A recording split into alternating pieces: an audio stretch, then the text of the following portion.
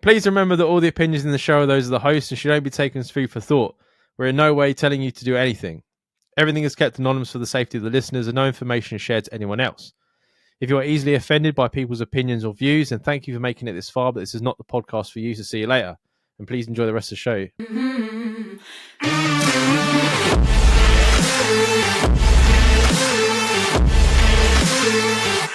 I found myself involved in a road rage accident. I'm now having to do community service and paying damages back to the owner of the other car each month. My job sacked me over this, and I'm really struggling to get another job, and it's caused me even more anger issues.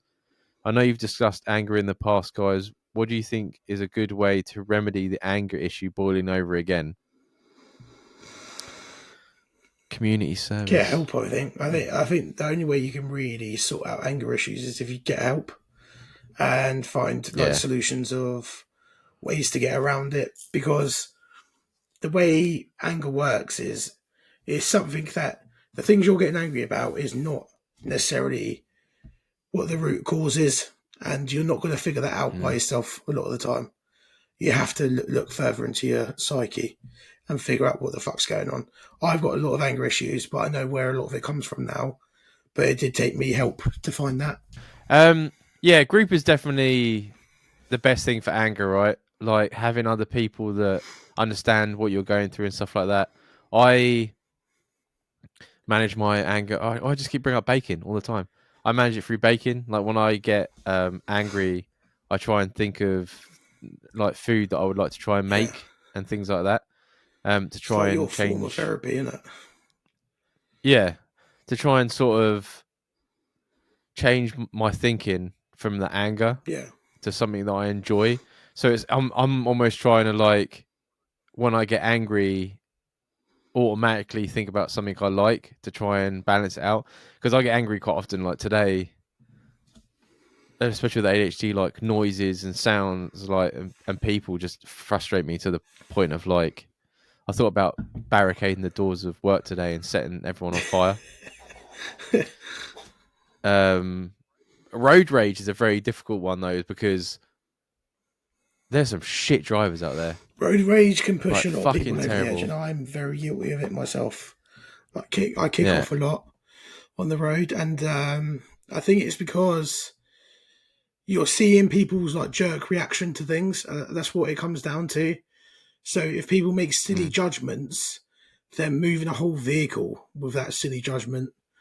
And for someone that gets easily sparked into like a rage, that could fucking send you over the edge straight away just by watching someone do something stupid. And it might not necessarily affect you either. Like the other day I was coming off the motorway and there's a person in front of me, like 2 cars ahead, and they're just taking ages to merge. And I'm thinking, but I would come over, and by the time they're merging, they're going to hit me. Then I'm losing my shit, but really, it wouldn't have mattered because I could have fucked off anyway. But because they're doing it, it just sends me into a spiral. So it happens with everyone. It does happen with everyone. You say about that, like Sabina was having a go at me the other day. We were driving down a country road. Yeah. Is it country road? And there was a van doing the normal speed limit, and then in between me and this van was someone on a fucking, I think they were on like a scooter or something. Angers me just thinking about it. So there was some temporary traffic lights, and they go red. Yeah. So the car in front goes up to the red light and stops. The fucking scooter is like fucking 6 or 7 car lengths behind the one in front, and he's already starting to slow down. So I'm kicking off, and I'm like, what the fuck is he doing? I was like, he's got a fucking mountain in the middle of him there. Why is he not just fucking stopping behind the thing? And Serena's like, well, he's got nowhere to go. Why does it matter? I'm like, because I could be behind the other car. Like, what do you mean, why does it matter? And I know obviously it doesn't matter, but it annoys me that he's not keeping up with the other person and stopped at the lights. So now he's forcing me to go at 5 miles an hour for what? For fucking miles, because he doesn't want to go and stop at a red fucking light. Now he's making me drive like him and I can't overtake him because we're on a country road with a bend. So I'm just getting more and fucking more angry. frustrated. And then Sabina, when we were driving home the other day, she was having a go at someone, and I'm like, oh, it's all right for you to fucking moan at someone, innit, but not for me. She was like, that's the rights of the driver. And I was like, I remember that next time I'm fucking driving them, won't I? I'm so bad for it. Do you know, I work by the airport, and people that obviously you got to assume a lot of people going to this airport have never been to this airport before. That's what you got to fucking take into account, yeah. But it doesn't matter to me at fucking 20 to 6 or quarter to 6 in the morning when I'm trying to get to work, yeah. And you got all these fucking dithering doverers and fucking lane changing cunts, yeah. And no one's indicating, no one's doing anything. And then what I do is the airport carries on.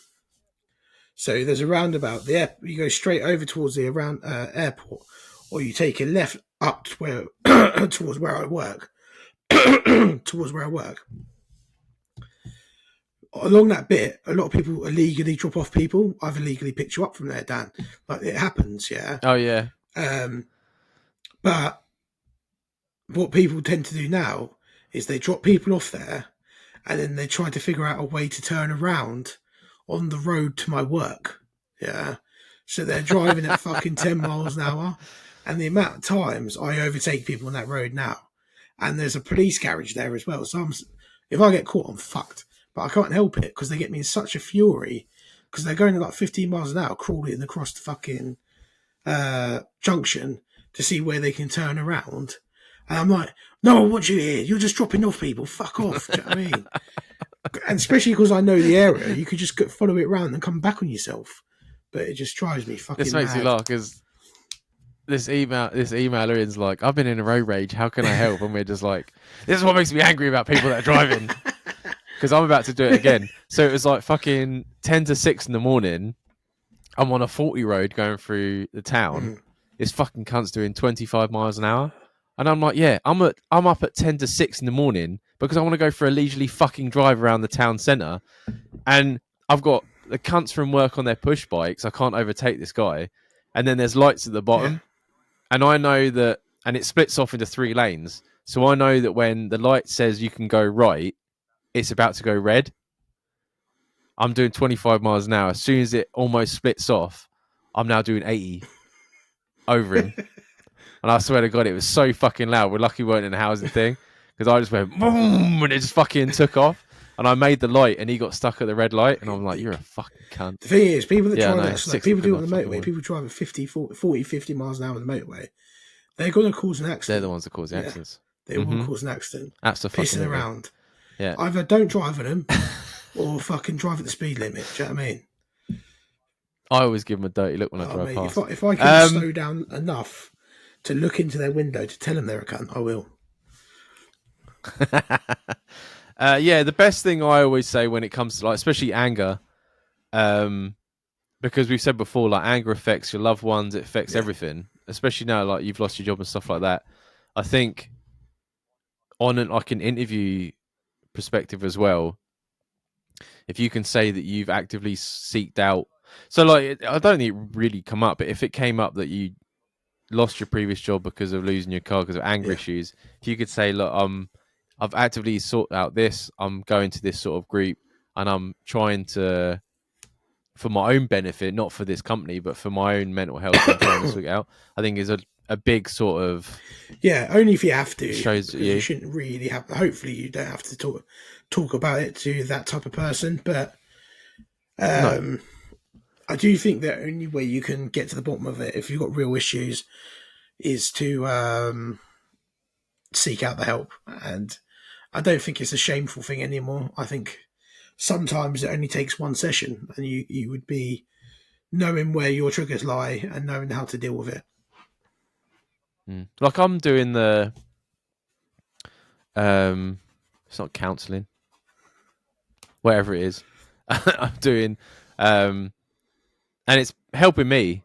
Like, she's giving me, like I said on the last episode when we had the anger thing about the elastic band, and like even like when I was talking about not being able to accept compliments and like constantly like even that, like just knowing why I do these things help me realize how to like sort of alter Yeah. them, which I think like why because like, people go on like TikTok and things like that, and I think there's so many different people on those platforms that aren't giving you the right information, and you can't tell which ones are and aren't. Yeah, there's loads of people telling you loads of stuff, and it's Yeah, not all right. but there's loads of like groups and things out there that you could go to. Like when I before I got my appointment for like the shrink, they sent me a thing and it had a website to go on that tells you like groups near you. And I personally think it's a good thing.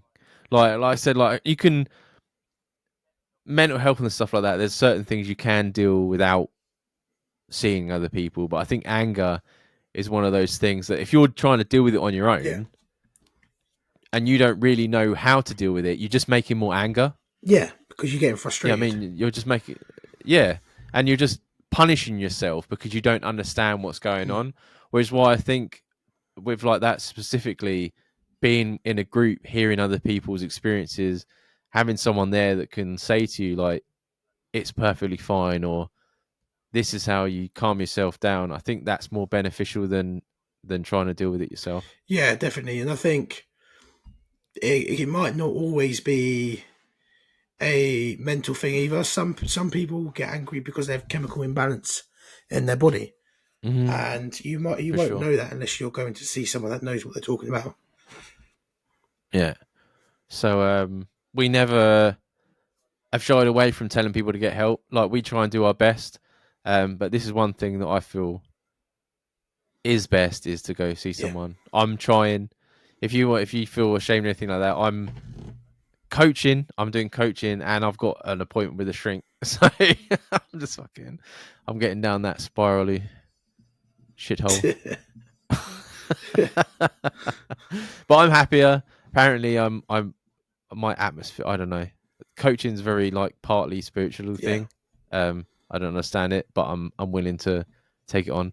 But I've been baking now for like way over my ADHD limit, so I say that's a good sign Yeah, for sure. definitely. You know what I mean? But good luck. We're always here. Hopefully, this episode has given you some laughs and chilled you out a little bit and sort of made you feel a little bit better. But we're here. We're always supportive to any listener, anyone that takes the time to listen, to email in. We'll take the time to help you out.